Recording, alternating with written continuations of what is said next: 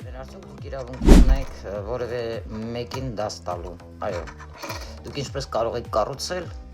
ովքեր ծնվել են 9, 18 և 27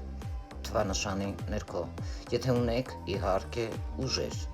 ունեք շնորհք, այնպես էլ կարող եք ձեր վրեժը լուծել։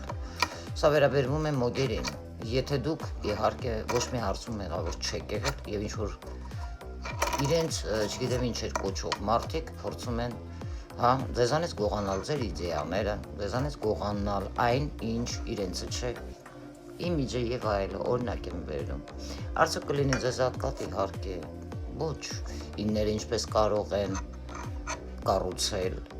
այնպես կարող են քայքայել։